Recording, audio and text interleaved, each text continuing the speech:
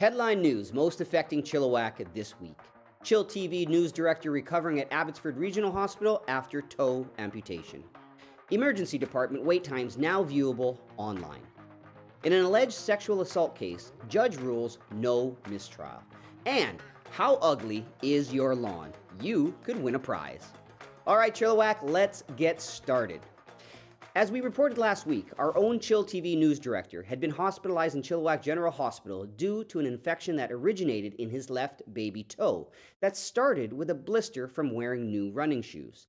That infection became serious, and there were concerns that it had traveled beyond the original site and could potentially affect the heart. Unfortunately, and as can happen with diabetes sufferers, the toe had to be amputated on Monday at Abbotsford Regional Hospital, where Don had been moved to a week ago last Thursday evening. We're pleased to report that Don is healing well and in great spirits, and he'd like us to thank all of his supporters and well-wishers on social media. It really lifted his spirits, and we're sure will help in his recovery process. Don is excited to get back to doing what he does best, the news. While you won't immediately see him, he will be getting back to writing the scripts, and we hope to see him back behind the desk in the next few weeks. And in somewhat related story, Fraser Health has announced that emergency room wait times are now viewable online. In a media release this week, they stated, "We recognize that some patients and their loved ones are experiencing longer than usual emergency department wait times, which can be frustrating and cause concern for loved ones. This new information about the emergency departments will help patients and families make informed decisions about accessing care.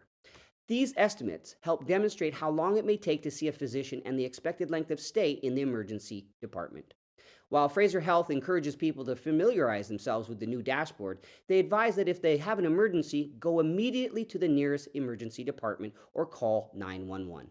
You can access this new service through the website edwaittimes.ca. A male nurse accused of raping a co-worker had his charter rights breached in the police investigation, but not in a way that was serious enough to warrant a mistrial, let alone a stay of proceedings. That's what Paul Henderson of the Chilliwack Progress reported this week, and was the decision of Judge Andrea Ormiston in provincial court on Monday in the case of Rupeet Singh Pawar. Pawar was charged in the July 18, 2018 sexual assault of a female co-worker in a healthcare setting in Abbotsford, and who was not named due to the ban on publication. The alleged assault occurred in the early hours on the bleachers at Chilliwack Secondary School. Pawar asked for a Punjabi translator mid-trial, then made the charter challenge after the trial concluded in March. The translator sat in court next to Pawar on Monday, but didn't speak to him as the decision was read in court. No surprise to the victim, who, according to the Progress, said that Pawar speaks perfect English. Cultus Lake residents are familiar with the traffic and parking problems caused by seasonal visitors. Taryn Dixon, the Electoral Area H Director for the Fraser Valley Regional District, is urging locals to report vehicles parked in no parking zones, especially on Columbia Valley Road, by contacting the non-emergency police number. Dixon emphasizes community involvement, but decisions on personal placement rely on provincial authorities, such as the RCMP and the Ministry of Transportation and Infrastructure. Safety concerns arose last year due to excessive parking and interrupting fire department vehicles. Stakeholders are planning a meeting to address this issue for the upcoming summer, despite the FVRD's unsuccessful grant application.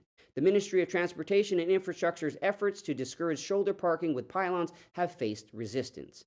And after the break, how ugly is your lawn? Stay tuned, you could win a contest.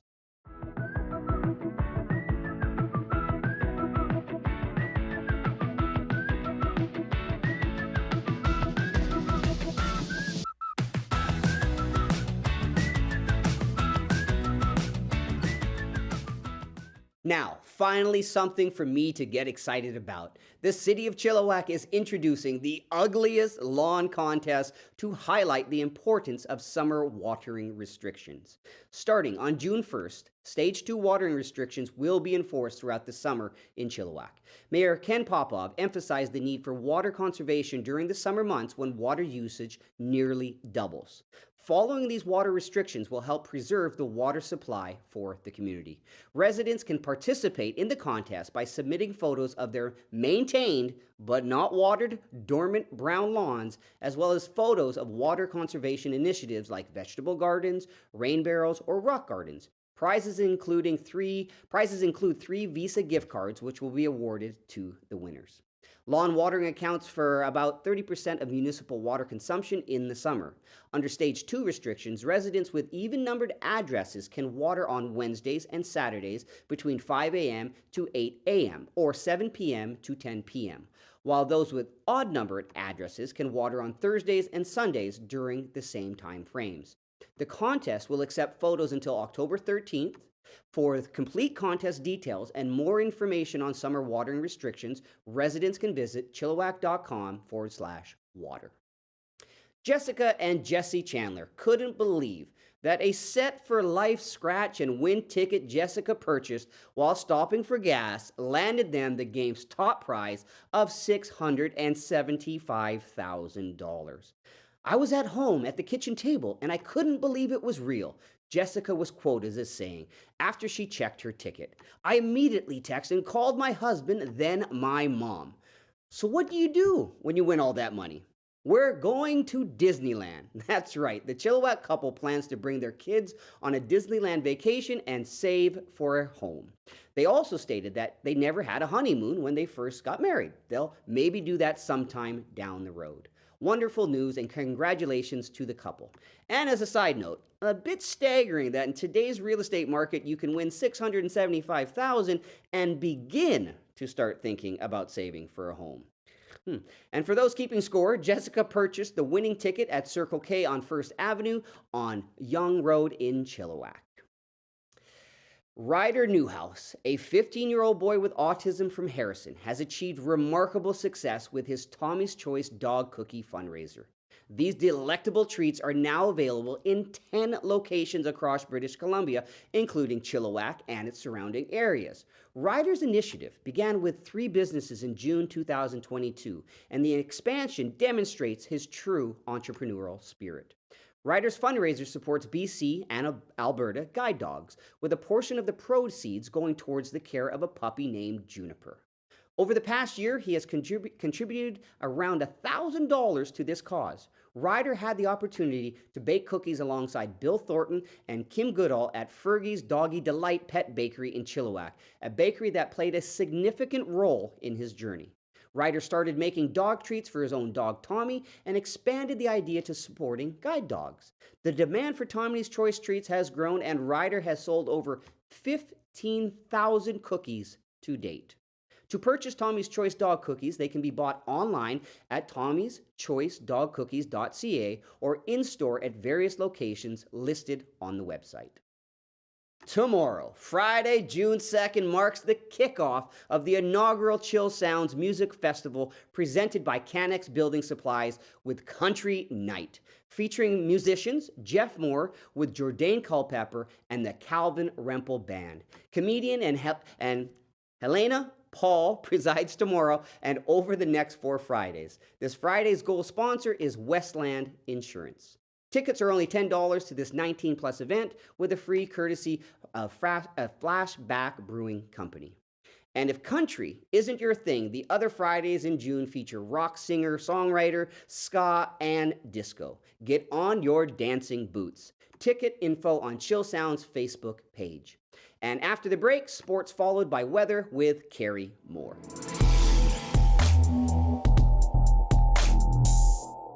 The Chilliwack Centre of Excellence Paddling Club proudly sent 2 athletes to the Canoe Kayak Canada team selection races.